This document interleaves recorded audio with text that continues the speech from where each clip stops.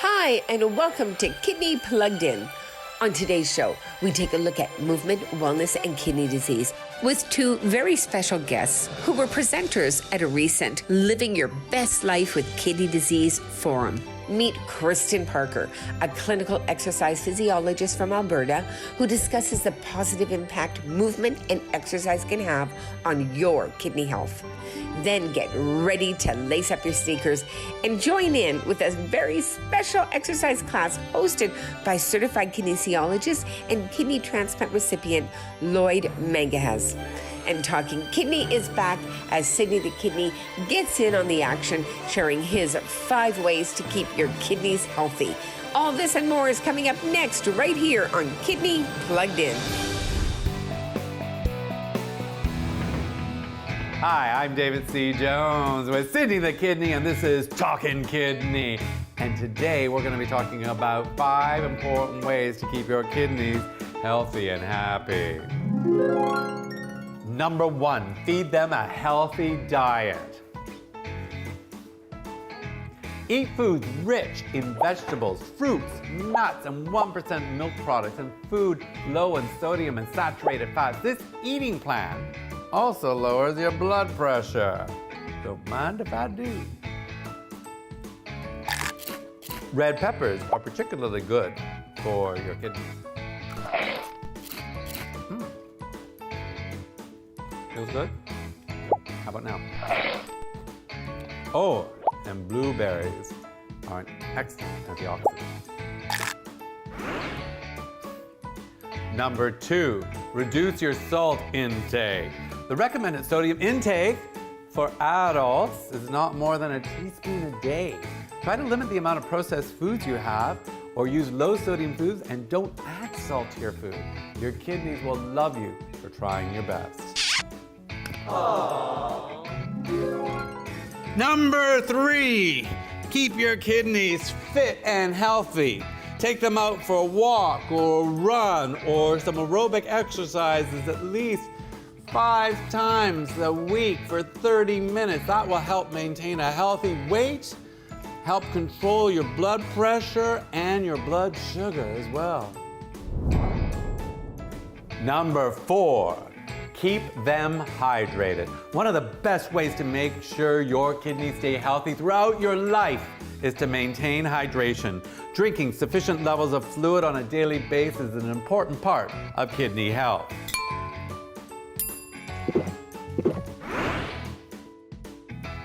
Number 5, don't smoke. If you smoke, do your best to try to quit.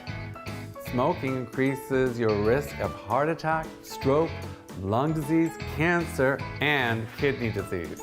Smoking can be particularly harmful if you have kidney disease, and it can increase the risk of progression to end-stage kidney disease.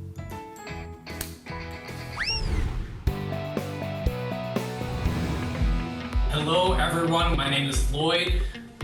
I'm a kinesiologist and a kidney transplant recipient myself. And for the next little while, I'm going to take you through a movement and stretching session where we're going to give ourselves a chance to get off our chairs. Perhaps we've been sitting for a long time in front of our computer or a tablet, and stretch those muscles and maybe get some blood flow around our body. Okay, so before we start, just want to make sure that we have enough room to kind of move a little bit our arms or legs. And as well, we're going to be working on a little bit of balance. So if you have something stable nearby, like a solid chair you can hold on to, it could be a wall or maybe a counter, don't hesitate to use it, all right? So we're going to get started right over here. Let's start making sure those shoulders are nice and relaxed, standing nice and tall. Let's do a few movements with our neck. Let's turn to the side and front. Turn towards the side and front. Turn and front. A lot of these movements that we're going to be doing can also be done sitting down. If you have a hard time standing, you can sit as well. And front. Give me an ear to the side. And side and front. And side and middle. Very good. Keep it going. That's it. Side and middle. Drop that ear to the shoulder and back. Side and middle. Let's do some big arm raises with some deep breaths. In through the nose and out through the mouth. And again. Up and relax. And again. Up breathe out. Very good. Let's roll our shoulders back. Those shoulders tend to be a little bit tight sometimes, all right? So we're gonna try to loosen them up. So as I rotate, we're gonna squeeze back. Try to feel those shoulder blades coming together. Squeezing right back again and again. Very good. Let's do a couple more of these. And back. And back. All right, let's place our fingers wide, our palms facing forward. Let's raise one shoulder up and bring it right back down. Other side, same thing. Your whole torso stays still. Let's just raise those shoulders up one at a time and up and down. Let's make sure the shoulders are dropping each time. So we're doing singles for the time being. Let's do doubles. Both shoulders up together and down. Shoulders up and down, as if we're saying, I don't know, and down, up, and down. Here we go, one last time, up, and down. Now give me some circles back, circles back. So we're lifting our elbow, we're imagining we're punching something back behind us, maybe punching a wall or punching somebody, and back, lift, and back. Big circle back, motion, keep looking forward, and back. So we're doing one side at a time, singles, singles. Let's do doubles, both sides together, and back. Squeeze those shoulder blades back behind us. Here we go, elbows back. Let's go back to singles again. Singles, singles, singles, and let's go doubles. Double, double, and double. Now give me a swim back, swim back. Big arm raises up. That's it, raise that arm up. Try to reach behind. If you have trouble with one of your shoulders, or maybe both, maybe make smaller circles or smaller circles. Here we go. Small or small like this. But the idea is we want to try to get a good stretch right behind, as far back as we can. Let's try to go both arms together. That's it. Up and back. Feeling those shoulder blades once again come together behind us. Once again, if you can only manage small circles, that's fine. As long as we feel those shoulder blades coming together. Up and back, a nice stretch also for our shoulders and our chest. Very good. All right, let's place our hands on our head like this. All right, hands on our head. We're gonna side tilt one side, middle, side tilt back on the other side. So from the side it looks like this. We're not really trying to hunch over their back. We want to try to keep our back straight, as if we're sliding our back against the wall behind us. Side tilt and side tilt. Side, middle, and side, and middle, and side, middle. Can we add maybe an arm lift on each side? And back, arm lift. And back, and again, and back, and again, and back. All right, now give me a reach forward with your arm. Turn towards the side, swim it right back. And again, reach forward, turn towards the side, swim it right back. Very good. Reach forward, turn. Let's try to turn our shoulders, our head, our neck, all the way through towards the back and swim. Reach forward, turn, and swim it right back. Reach forward, turn, and swim it right back. Let's do a couple more on each side. It's gonna feel good for our torso. Get some movement once again in those joints, in our muscles. And last time on each side. And breathing. Don't forget to breathe. And turn. Very good. I had a wonderful nephrologist I worked with for many years, Dr. Hans, out here in Calgary, and he always used to say, physicians are not magicians. And I love that quote because it really puts the ownership on you guys for how well you're going to live with your kidney journey, your kidney disease situation. And when I talk about exercise, I talk to my patients over the years, and I've said, well, you know, this is the stuff we want to try doing, little bits and bobs here and there. And people will tell me, well, that sounds like a lot of work. And I would suggest that you are going to have to work either way. Either you work a little now, and it's easier later, or you don't work now, fine, sit around, don't, you know, do what these little tasks are really going to help you with. And you're going to be challenged a lot more later in life. And I've seen that over the 12 years I've worked in hemodialysis units. Remember too, that you are worth the work. Okay. That's really important. Now there's a lot of mindset shifting these days, and I've been on a lot of podcasts, and a lot of what people are talking about is just shifting from sick care to health care. Okay, and the 5 pillars that all our anti-aging experts and functional medicine doctors and wellness experts are talking about now are get moving, get some sort of activity. Even if you don't love the word exercise, you don't like formal exercise, still physical activity, get moving. For every 30 minutes of sitting, you need to be up moving around for 5 minutes, or do some stretching, do some standing balance, anything, because sitting is the new smoking, according to experts as well. Sleep hygiene. How many people have been hearing lately about how important sleep is, especially during this pandemic? We learn about how we can build up our immune system. One of the best things is to get good sleep. And if you're not a good sleeper, there are incredible resources online. Dr. Matthew Walker has a wonderful TED Talk on sleep hygiene. He's a world expert on the topic. I can't stress enough about letting food be thy medicine. Talk to a renal dietitian, get some clean nutrition tips going. I always tell my patients, if your grandparents wouldn't recognize what you're eating, then you're probably eating processed junk. So really keep it clean. Stress management is really important. UCLA and Harvard are now dedicating research departments to meditation and what that does for the mind and the brain and the whole body for that matter. We have a lot of depression and anxiety situations, especially more than ever with the pandemic. So it's amazing. I love the Insight Timer app. It's a great little app you can download on your phone. Again, Insight Timer, 80,000 free meditations, and they're all grouped by different benefits. You know, if you want sleep, there's your categories for sleep meditation. There's ones for mood and depression, anxiety, you name it. And then I won't touch on purpose too much because Lloyd has told us his amazing shift in his life purpose, and having support structures around you, good friends, good family, it's incredibly important these days. So overall, it's about quality of life. And I try to meet my patients where they're at. Not everyone loves to do big amounts of exercise. Lloyd's an exception. A lot of people, it's just those little tips and tricks that throughout the day we want to get them moving on. Let's see, so kidney is these are my grandpa's kidney stones. They're very precious. Kidney is a bone in your back that helps you turn.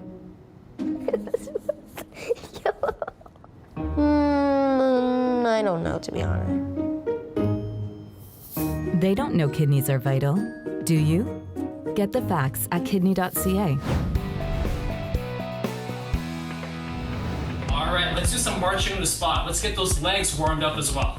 March and march. Swing those arms. Stay nice and tall. Nice posture. Keep a smile on your face. That's it. Here we go. Let's keep marching. All right. Gradually, let's start lifting those knees a little bit higher. Knees up.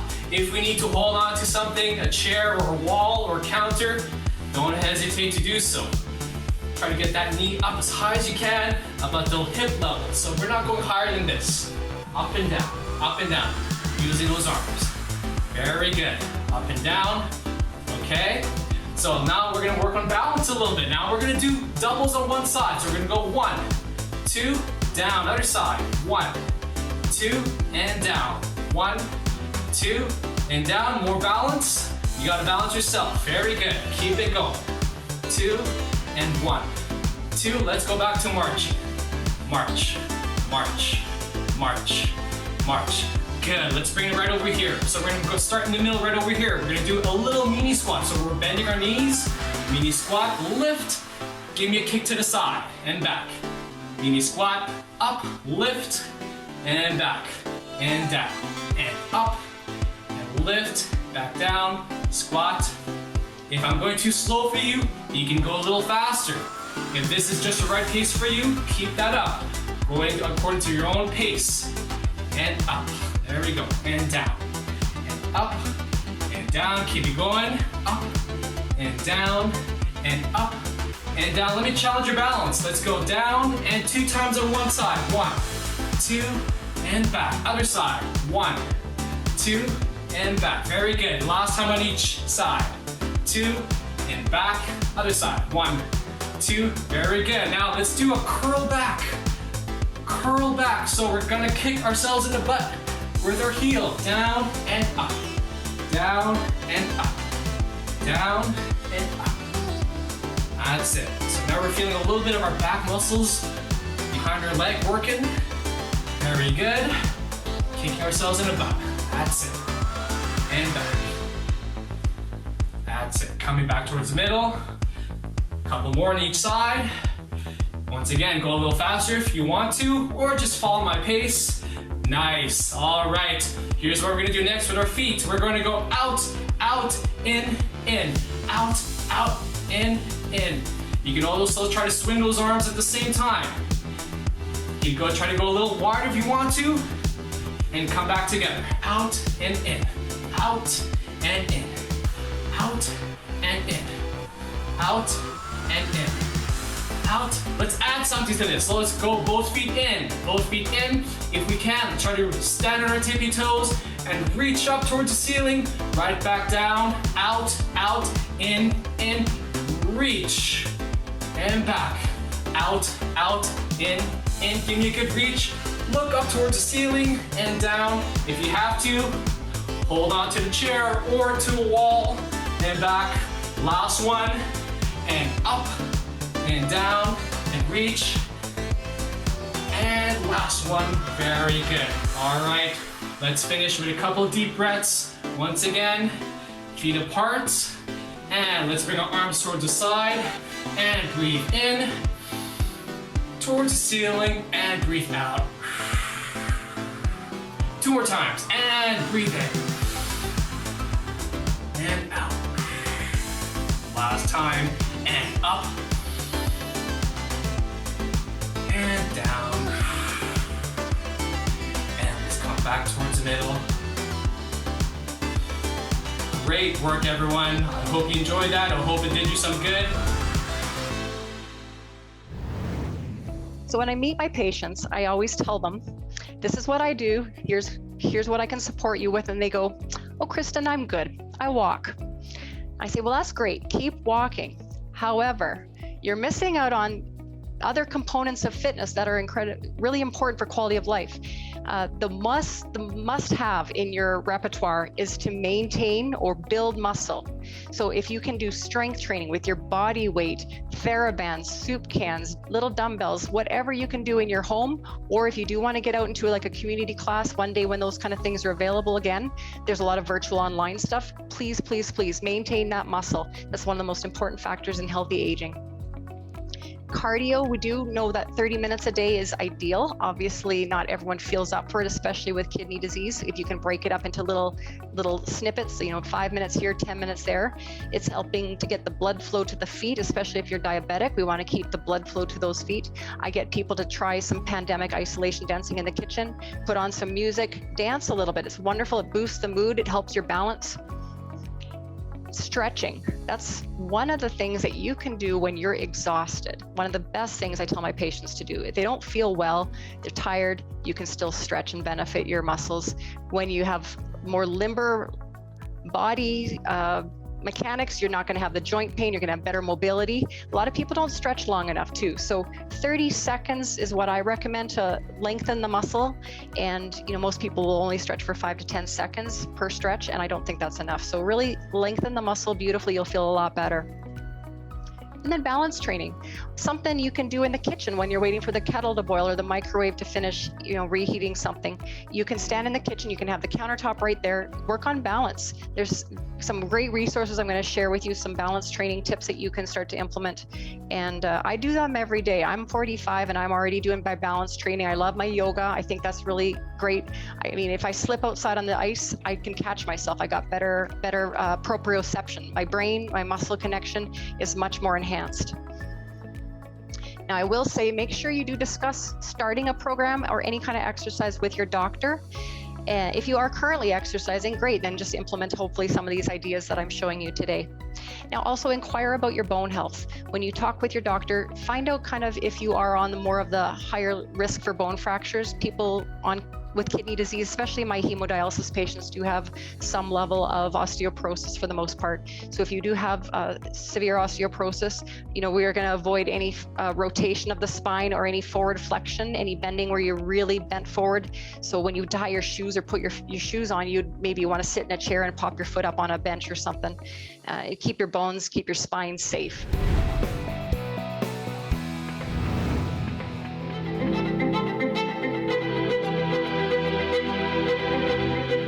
Hi, Kidney March family. My name's Joyce Van Jersen, and I'm the Executive Director of the Southern Alberta branch and the Saskatchewan branch of the Kidney Foundation of Canada. And I'm here with my colleague, Laura Fleming, the incredible manager of Kidney March and signature events for us. So we wanted you guys to be the very first to know. Kidney March 2021 is going virtual. You know, in a minute, Laura is going to provide you with some of those details. But know this, your health and safety is always, has forever been, our number one priority. So this is our virtual edition of Kidney March. And what's cool about that is Kidney March this year is going to allow you to participate no matter where you are, no matter what continent, what country, or where in the country you are. We want you to join our incredible Kidney March family from any place. Last year, you guys proved nothing stops Kidney March. You exceeded beyond every expectation we had. Kidney patients and people on the transplant waiting list need you. They need all of us. Whatever challenges this year might bring, whatever opportunities it brings, we march no matter what. Now here's Laura with some of the details for Kidney March 2021. We have a suggested minimum distance to keep you safe, but get creative in how you complete your journey, always keeping your safety first. We were so inspired and amazed at the beautiful routes, the fun home camps, crew cheer, and innovative fundraising last year. We have lots of surprises up our sleeve this year to keep our community connected, having fun, and doing the most we possibly can in our fight against kidney disease and for organ donation. Now, a word about teams. Think big, you guys. Recruit your team far and wide. Let your imagination run wild. We've had marchers from all across Canada, including the Yukon, Europe, the US, and even New Zealand. So there's no limitation to who can be on your Kidney March team. Let's see how far we can really go this year. Let's challenge ourselves. Kidney March is a community of support. We will stay connected, marching and cheering each other on through our social pages, training walk groups, and on Strava.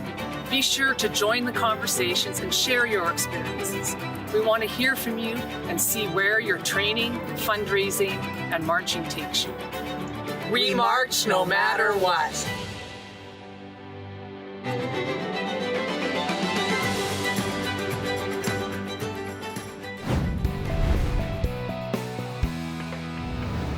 I'm going to touch on all the different kidney disease stages because we got people from all across Canada on all different levels in their kidney journey.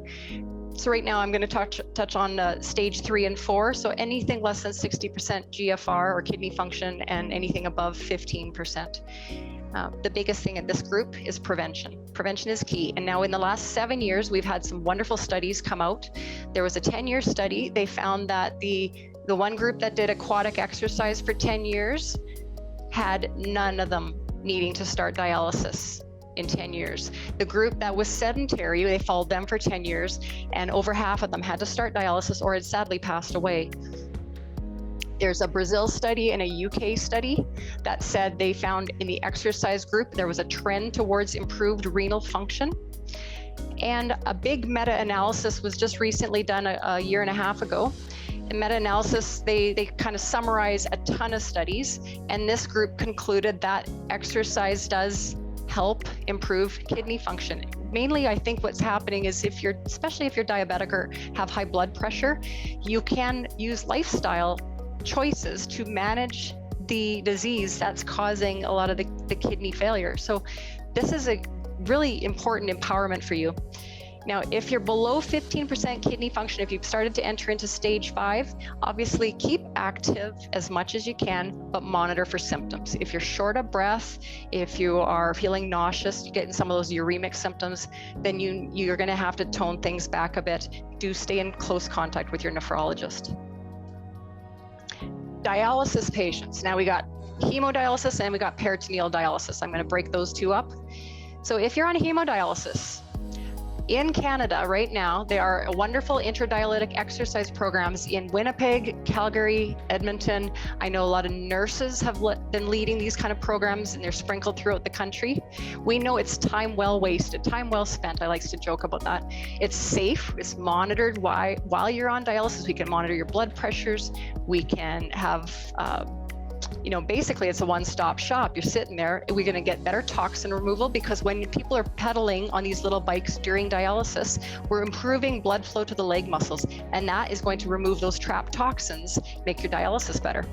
I have patients over the years who've commented on improved stamina. They got better leg strength, their energy is better. I find that the little bit of energy they get from the biking on dialysis helps them do more on their non-dialysis days. The symptom management is also another added bonus. So people who get restless legs, have problems with sleep or knee pain or any kind of pain for that matter, they've all commented over the years that their biking has helped them immensely. Peritoneal dialysis is one of those groups that haven't had a lot of exercise resources or research over the years, but it is growing. Now, aside from the initial 6 weeks after a catheter is inserted, doctors would say don't lift anything more than 10 pounds. But after that, there really wasn't a lot to go on. And Lloyd was he was telling his story about how there was nothing out there for information on what to do. So, things have changed. Now, we now know that a little bit of exercise, gradual and progressive, as long as it's gradual, is excellent. And we want people to focus on core stability. So the transverse abdominal muscles that support that peritoneal fluid will really help also support your low back.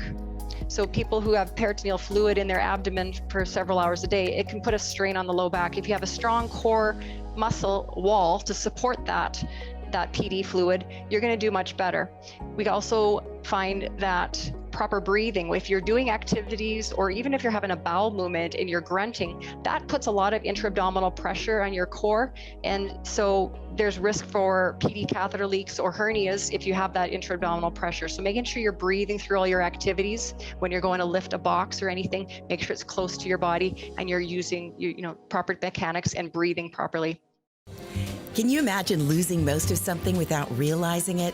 Over time, kidney disease can destroy up to 80% of kidney function before you notice any symptoms. Talk to your family doctor to see if you're at risk and need to be screened. It could save your life.